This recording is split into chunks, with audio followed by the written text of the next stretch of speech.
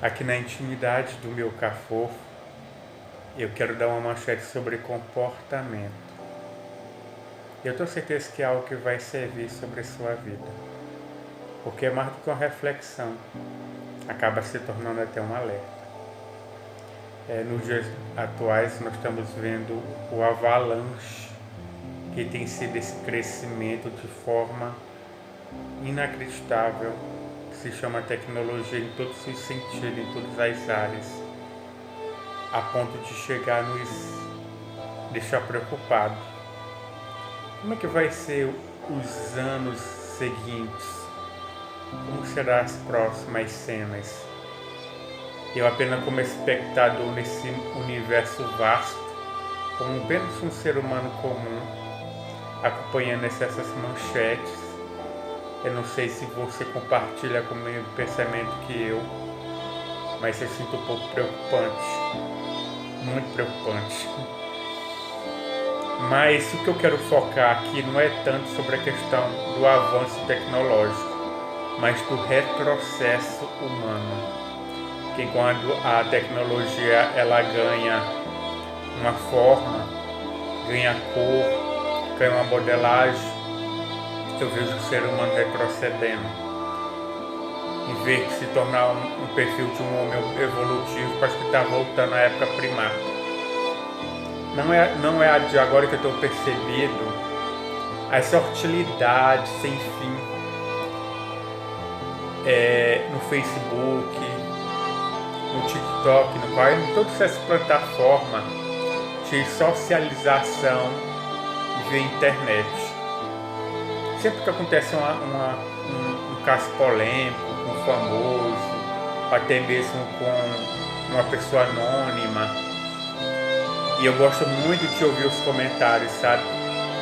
Até mesmo em grupos considerados evangélicos, né?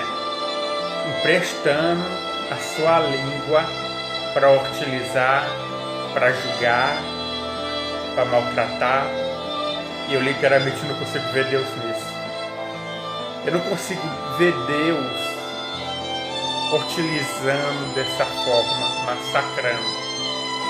Existe uma parte na Bíblia, ali no Evangelho, que Cristo pregava, e chegou um moço rico, e ele começou falando das suas peripécias. Jesus, eu faço isso, Jesus, eu faço aquilo, blá blá blá blá blá, cheio de vantagens. E Jesus chegou nele e falou assim: meu filho, só te falta uma coisa para que você possa herdar o reino do céu. Pega todos os seus bens e divide com os pobres. Naquele momento que o moço rico entristeceu demais o coração dele e ele saiu. Ora, Jesus não utilizou aquele moço, porque Deus, o próprio Deus que é Jesus, ele conhecia o interior daquele jovem. E como milhares de jovens na atualidade de hoje é acometido de alguma coisa que o escraviza. É aquela turminha que gosta que gosta disso, que gosta de uma vida descontrolada na vida íntima, com vários parceiros ou parceira. E assim como esse jovem, ele tinha um calcanhar de Aquiles. Uma das coisas que eu acho que é certo é que Deus, ele conhece a nossa deficiência. E ele não nos trata com hostilidade, sabendo que aquilo ali ele vai trabalhando aos poucos. Deus, ele não vê o projeto do humano assim como um passe de mágica. Ao investimento todos os dias o Espírito vai na porta do teu coração e fala: abre mão disso, toma a escolha correta disso, pega esse caminho. E nem sempre o Espírito Santo é ouvido. Mas como diz um ditado popular, água mole, pedra dura, tanto bate até que fura. É assim que o plano espiritual trabalha. A temática do inferno também é de chegar de mansinho, levar os seus primeiros investimentos, de grão em grão, a galinha enche o papo. Olha outro ditado popular realmente verdadeiro, né? Então, o diabo ele trabalha visando as artimanhas que ele conhece. E onde é a origem do diabo? A origem do diabo é na origem de Lucifer. Lucifer também já foi um cidadão do céu. Então, a forma dele organizar o inferno, na verdade, é um reflexo da época que ele era um cidadão do céu. Então, do mesmo jeito que o Espírito Santo quer resgatar uma alma, ele vai se chegando aos poucos. E quanto mais esse sujeito dá liberdade ao Espírito, mais esse sujeito vai se livrando das amarras e da obscuridade que é o mundo. E o oposto também é invertido.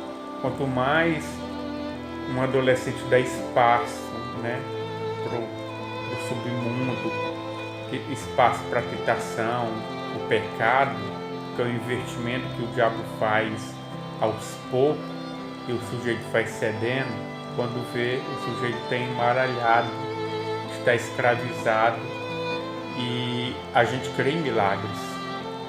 Eu acredito que quando o jovem rico saiu da presença de Jesus, ali não estava perdido. Jesus lançou uma semente.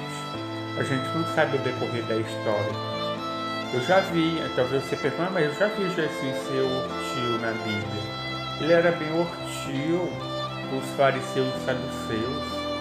Mas vamos comparar a questão de maturidade espiritual de um jovem para uns doutores da fé, de cabelo branco, a maioria. Então, com certeza, Jesus ia trabalhar de forma diferente. Uma pessoa que sempre está ligada ali com os ensinamentos da lei. E ainda assim, conhecendo a verdade, toma a escolha de agir do avesso. Os saduceus e os fariseus decidiram, conhecendo a verdade, a tomar outro rumo. O jovem não, ele estava ainda aprendendo aos poucos. E é louvável que ele ainda estava aplicando aquilo que sabia.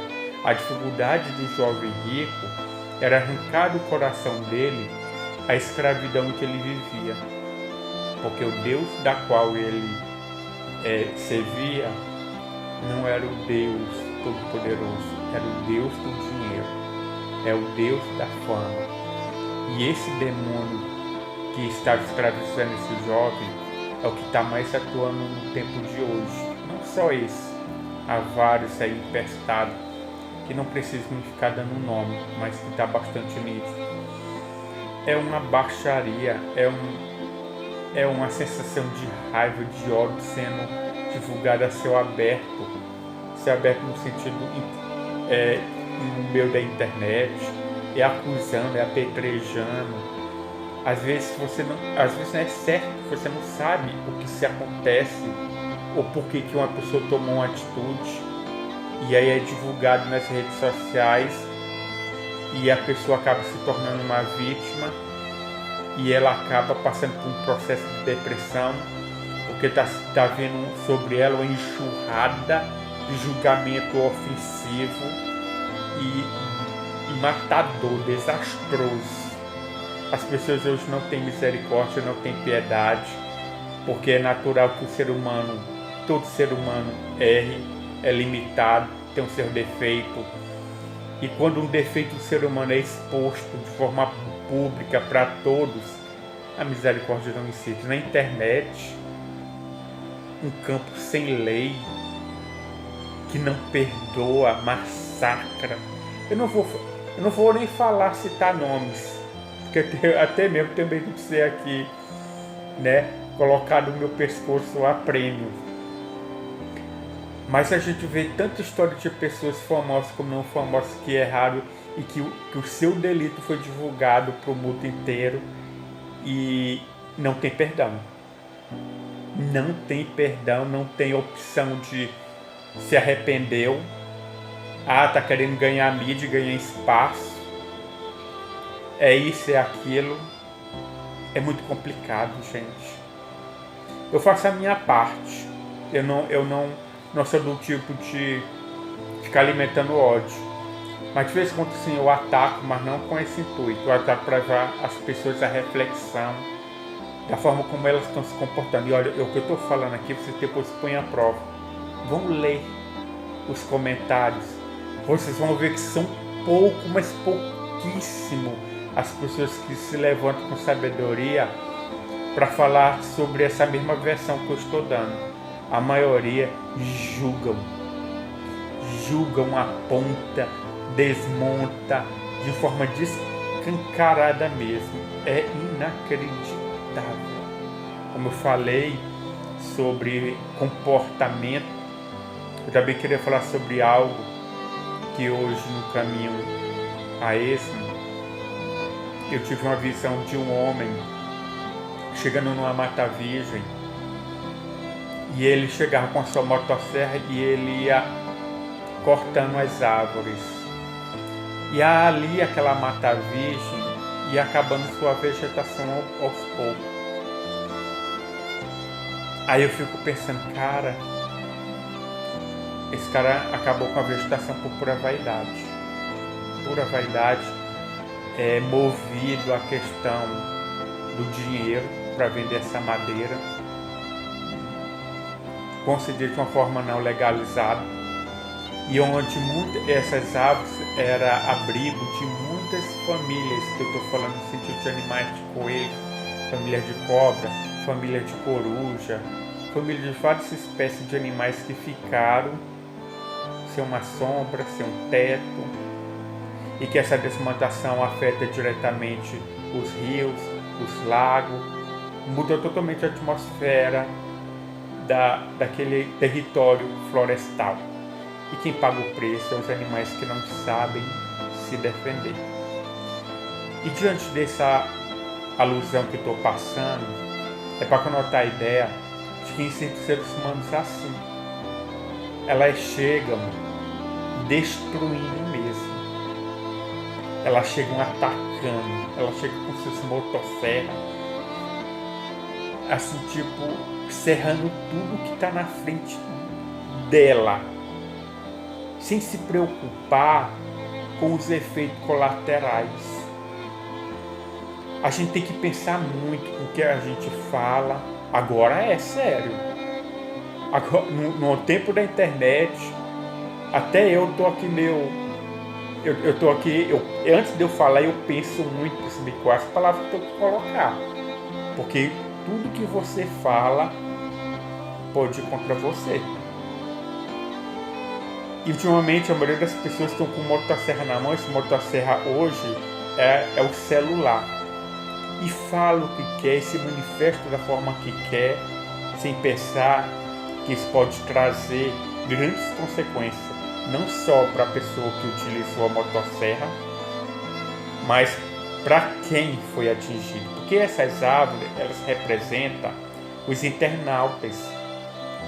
Elas simbolizam as pessoas, seja elas vítimas ou seja elas não vítimas, que estão sendo atacadas ou que estão assistindo a toda essa parafernália, confusão que se deu nessa internet, que é o agressor, a vítima, o agressor. Temos que saber poldar, saber aonde nós temos que usar a nossa ferramenta e de forma adequada, não pegando a nossa ferramenta e ir cortando todo tipo de árvore, deixando um rastro de sequelas, desabrigados, de mortos, sabe? Porque quando se desmata uma floresta, há muita consequência, há muita morte, que para o ser humano aquilo ali é pequeno. É morte de um coelho, é de um cervo que não tem mais um lar, sabe? É uma matança de alto grau, de alto nível, que uma pessoa que trabalha na área dá para ver a dimensão, mas nós que não temos muito bem a clareza, é devastador. E é isso que acontece no meio da internet também.